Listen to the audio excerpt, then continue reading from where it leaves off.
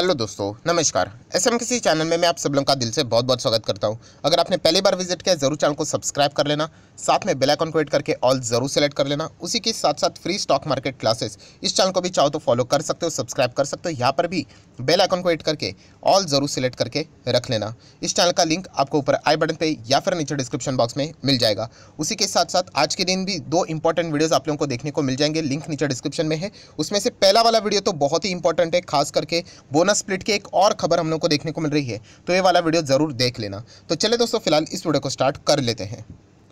सो दोस्तों, अभी हम लोग आ चुके हैं बिल्कुल हमारे नॉर्मल स्क्रीन के ऊपर। एंड दोस्तों, यहाँ पे हम लोग बात करने वाले कुछ ऐसे कंपनीज से रिलेटेड, मतलब बहुत सारे वैसे तो सवाल आते ही रहते हैं, जितना हो सके मैक्सिमम स्टॉक्स को कवर करने की कोशिश करता हूं, बट वही चीज़ मुझे बार बार देखने को यहाँ पे मिलती है, वही गलतियां बार बार देखने को मिल जाती है। जैसे मैंने आपको बताया कि अगर आप एक लॉन्ग टर्म इन्वेस्टर हो, एक्चुअल में अगर आप एक लॉन्ग टर्म इन्वेस्टर हो, इसका अर्थ क्या होता है कि सिर्फ अगर आप यहाँ पे किसी स्टॉक को 5-6 साल होल्ड करते हैं, इसका अर्थ ये नहीं कि आप लॉन्ग टर्म इन्वेस्टर हो गए। ऐसे बहुत सारे लोग हैं जो 5-6 साल स्टॉक्स को होल्ड करते रहते हैं मजबूरी में।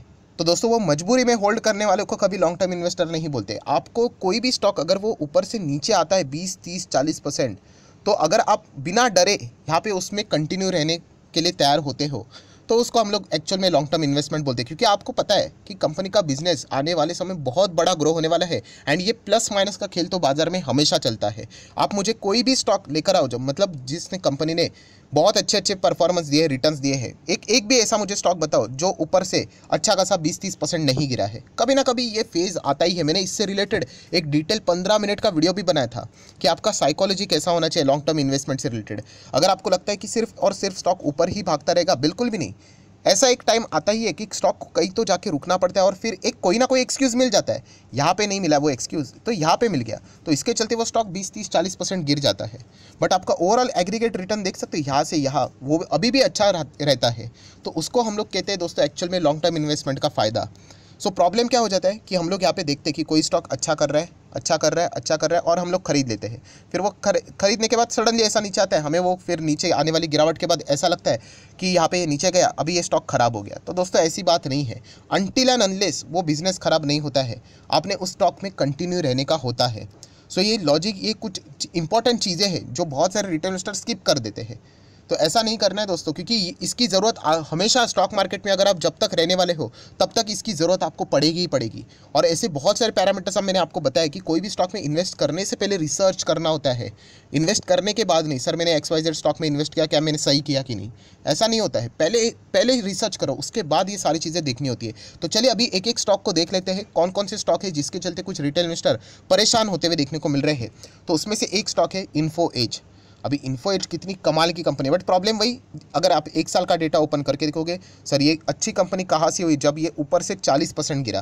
तो दोस्तों वही प्रॉब्लम है, दिक्कत है। मैंने आपको बहुत बार सजेस्ट किया है कि रामदेव जी अग्रवाल, उनका जाके वीडियो देखिए, उन्होंने बताया ये सारी चीज़ें कि अगर आप एक लॉन्ग टर्म इन्वेस्टमेंट में आते हो एंड अगर आपको बड़ा गेम खेलना है, करोड़ों रुपये कमाने, तो उसके लिए आपको ये चीज़ें, ये इस प्रकार की चीज़ें झेलनी आनी चाहिए कि यहाँ पे ये स्टॉक कोई ख़राब नहीं हुआ है। अभी जो स्टॉक बहुत अच्छा करता है उसमें ही तो इतना परफॉर्मेंस रहेगा। मतलब अगर मैं 5 साल का डेटा ओपन करता हूँ, कहानी चेंज हो गई। कितना हो गया, मतलब आप देख सकते हो 40% गिरावट के बावजूद आपको 270% के रिटर्न देखने को मिल रहे हैं।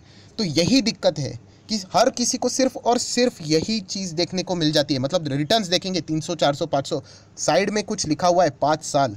इसलिए कहता हूँ दोस्तों, आपका आइडियल टाइम 5 साल होना चाहिए। वो मार्केट बोल देता है लॉन्ग टर्म 1 साल के लिए टैक्स पर्पस के हिसाब से, बट नॉर्मली देखा गया तो 5 साल होल्ड कीजिए दोस्तों, तभी जाके आपको एक्चुअल में उस कंपनी का पोटेंशियल के हिसाब से रिटर्न्स मिलेंगे। अगर आप सिर्फ 1 साल आते हो, कुछ नहीं होने वाला। 1 साल में क्या होता है, 1-1.5 साल में कुछ भी नहीं होता है। एक छोटी सी खबर आ जाएगी बाजार में, नेगेटिविटी, सीधा बाजार डाउन और आपका स्टॉक भी डाउन। सो ये चीज़ आप लोगों ने यहाँ पे समझनी है। अभी अगर आप देखोगे तो स्टॉक 5 साल के डेटा के हिसाब से अभी 40% डाउन है। कोविड में भी डाउन हुआ था, क्या स्टॉक खत्म हुआ? नहीं। तो इसलिए कहता हूँ कि बिजनेस को स्टडी कीजिए दोस्तों। बार बार मैं वहीं पे आप लोगों को चीज़ें बता रहा हूँ। इसका मैक्सिमम चार्ट पैटर्न भी देखोगे, 2500% की रिटर्न से ही देखिए, क्या ये यहाँ से यहाँ एक झटके में पहुँचा? अरे कितने सारे अप्स एंड डाउन्स है। ये चार्ट जितना लंबा बनता है, ये एग्जैक्टली अप्स एंड डाउन्स थोड़े से गायब हो जाते हैं। जितना चार्ट छोटा रहता है, आपको ईजिली समझ में आता है कितने सारे अप्स एंड डाउन्स है। तो इसलिए कहता हूँ ये बिजनेस समझ में आ गया तो आप टिक गए, वरना जैसे ही कोई स्टॉक नीचे आ गया, आप बेचना शुरू कर दोगे। डीमार्ट अच्छा भाग रहा था तब तो ठीक है, जैसे डीमार्ट ऊपर से 5-6 हज़ार के आसपास गया था उसके बाद वो नीचे आ गए 4 हज़ार, वो सडनली ख़राब हो गया।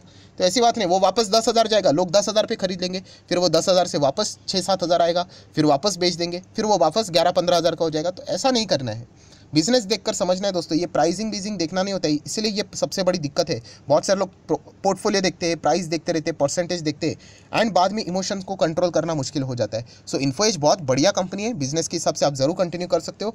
देन मुथूट फाइनेंस, ये भी एक ऐसी कंपनी है, आज भी मेरे चैनल पे वीडियो अवेलेबल है, आप जाके देख सकते हो। 700 रुपये पे था तभी का वीडियो भी अवेलेबल है, 500 रुपये का था तभी का वीडियो अवेलेबल है। बताने का मकसद क्या है, यही कि ये कभी ना कभी टॉप पे जाके नीचे आएंगे, तो जैसे नीचे आ जाएंगे हम लोग यहाँ पे बोर हो जाएंगे। अभी ये कंपनी है तो एक लार्ज कैप टाइप की कंपनी, पर आपको रिटर्न्स अगर बिजनेस के हिसाब से देखा गया तो 5 साल में आप देख सकते हो 100% के रिटर्न, मतलब डबल हम लोग को पैसा होते हुए देखने को यहाँ पे मिल जाता है। तो ये चीज़ें हम लोगों ने यहाँ पे समझनी होती है।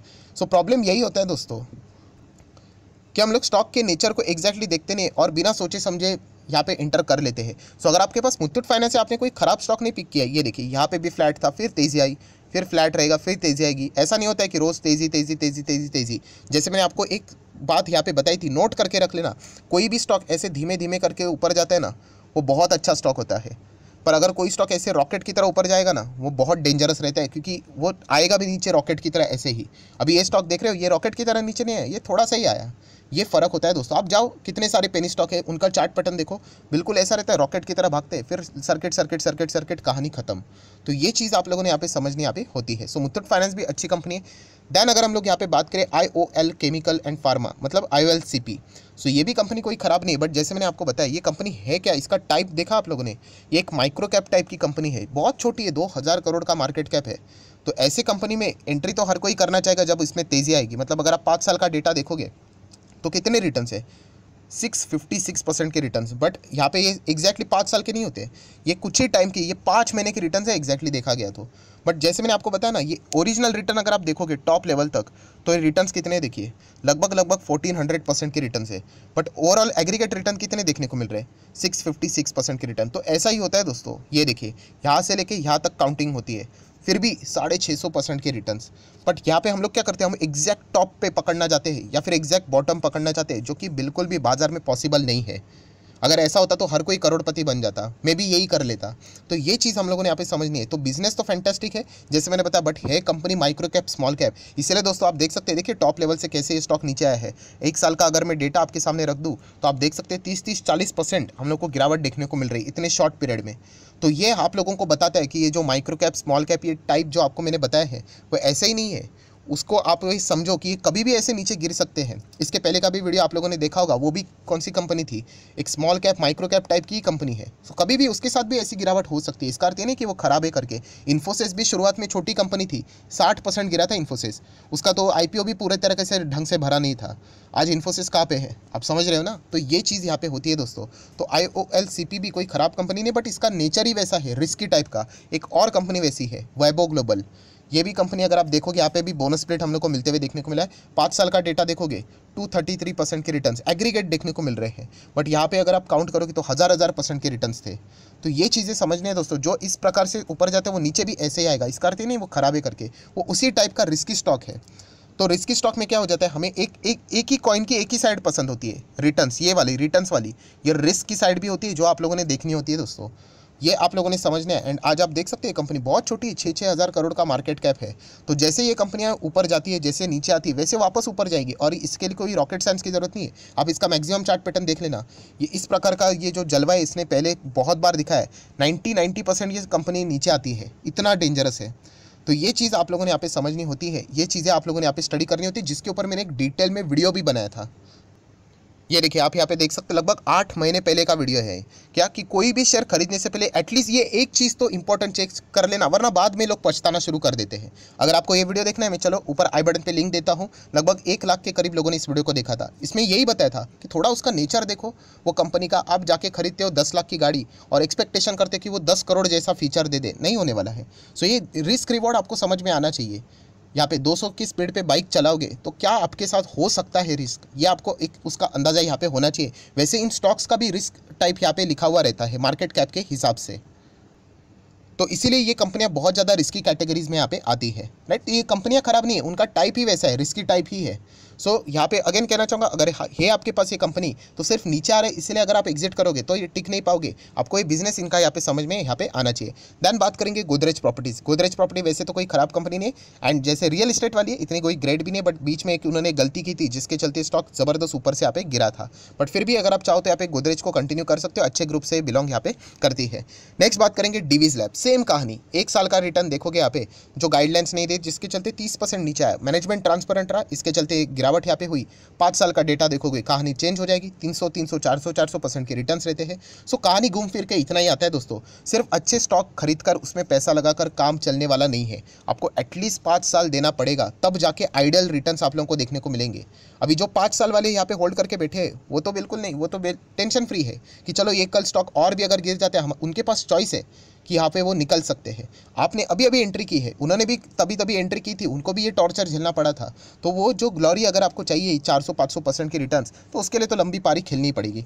देन अगर हम लोग बात करें कोटक महिंद्रा बैंक, अभी ये कंपनी का नेचर क्या है, जैसे मैंने बताया है तो large cap company, comparatively slow चलता है। इसका टारगेट एक ही होता है कि 5 साल में पैसा डबल करके दिया तो भी बहुत है। तो आप देख सकते हैं 5 साल में 60-70% की रिटर्न्स, तो अच्छा ही रिटर्न्स यहाँ पे मिल रहा है। इसमें लोग बहुत बड़ा पैसा रखते हैं, एफडी में रखने से अच्छा लोग इसके सीधे शेयर से खरीद लेते हैं, ताकि अगर 5 साल के बाद डबल भी पैसा हो गया, प्रॉफिट बुकिंग कर लिया, तो 10% के हिसाब से सारी चीज़ें यहाँ पे निपट जाएगी, रादर देन 30% 35% तक टैक्स देने से अच्छा। सो इसके लिए ये कंपनियाँ यहाँ पे चुनी यहाँ पे जाती है। सो उनका नेचर आप लोगों को पता होना चाहिए। सो कोटक महिंद्रा बैंक भी उसी प्रकार की कंपनी है।